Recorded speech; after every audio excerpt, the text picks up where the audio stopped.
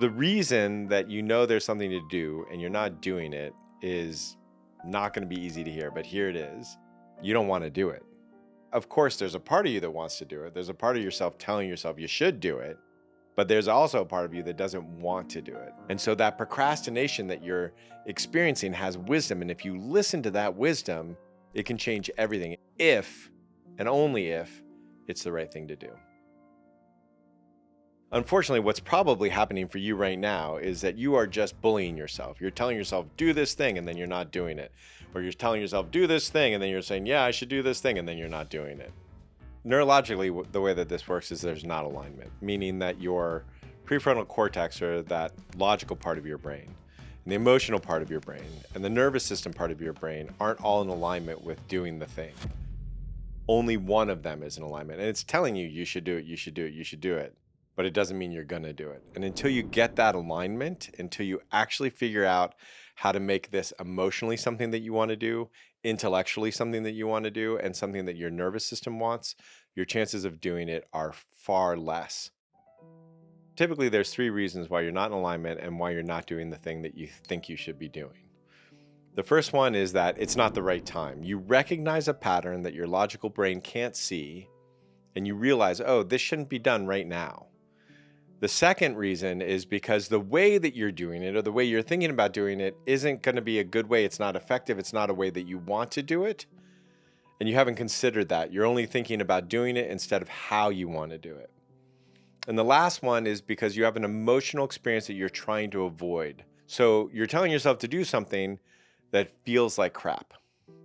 And so to figure out how to make it feel great, or to figure out how to fall in love with the emotion that you're trying to avoid, will immediately unlock it. And the thing about all 3 of these things, whether it's timing, or whether it's an emotional avoidance, or whether it's the way that you're doing it, is if you actually solve those problems, how you're going to do the thing is going to be far more effective than if you just force yourself to do it. So the best way to share about the timing is a personal story. I was introduced to a pretty famous CEO, and he wanted to work with me. And I wasn't saying yes, even though my mind was like, yeah, this was a great opportunity. This is something you should do. But I knew enough at that point to really listen when my intuition was talking. And though I couldn't describe what made it, I just knew that it wasn't right. It wasn't the right timing. A couple years later, this person had a big fallout. It was a big failure. It was a public failure. And I immediately reached out, because I knew at that point there was going to be enough humility where that person knew that they could be wrong, that they didn't see everything, and therefore the work that I was going to do with them was going to be more meaningful to me and more effective for them. And so that's when we started working together, and it was so much more rewarding than it would have been otherwise. But my brain couldn't see it, because the left side of the brain, the way it works, is that it can describe stuff, but the right side, it doesn't describe things. You get it on an intuitive hit. You kind of know it, but you can't explain why you know it. And if you look for a rational explanation, then you're going to actually forego some of the intuition that's actually happening in the right side of your brain. And so oftentimes it's really important, if you're procrastinating, to just wonder, is this the right time? Is this the thing to do? To really feel in, and something in you will know, oh, there's something at play that's asking me to wait, and I can be patient with that. So the second reason that you might be procrastinating, which has a lot of wisdom in it, is that the way that you're going about the thing might really suck. And so there was this person I was coaching at one point, and what we found out was that all the procrastination was that he was trying to do everything perfectly. And as it turns out, doing something perfectly is bad on so many levels.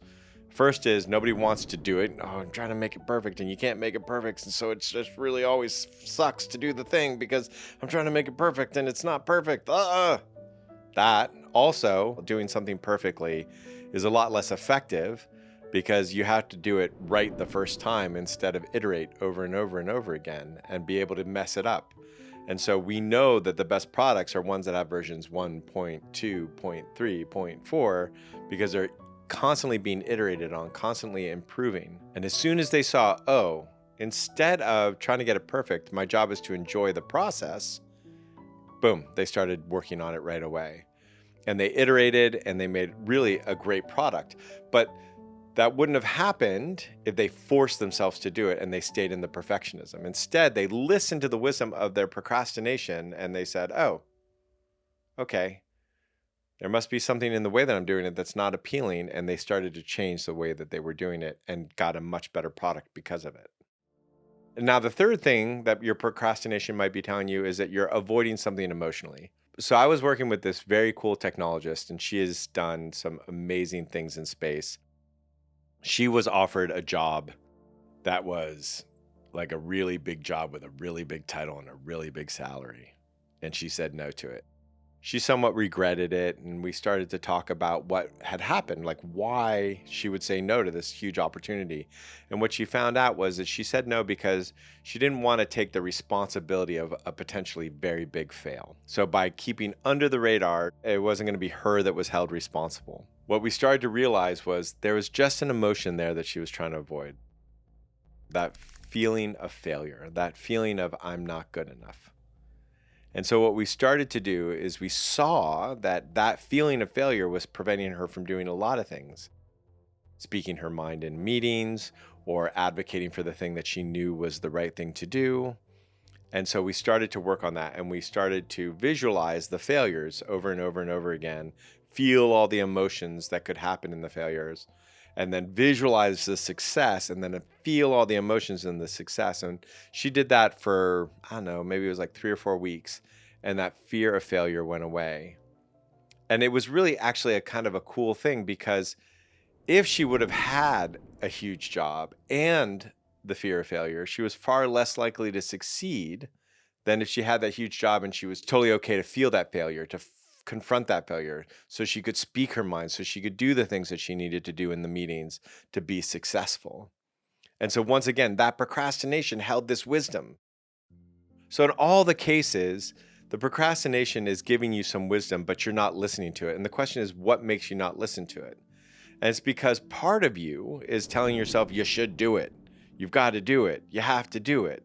Why haven't you done it? It's being abusive. And so you get stuck in this loop and you're going back and forth between this bully voice of, you have to, you need to, why aren't you? And this kind of passive aggressive, yeah, I really should do that. Yeah, I'm not going to do that. Over and over and over and over again. And the reason that this stays this way is because you're not actually listening to yourself. If you try to bully yourself, you're going to hit resistance. Just like if I try to bully anybody, there's going to be a certain amount of resistance in the system.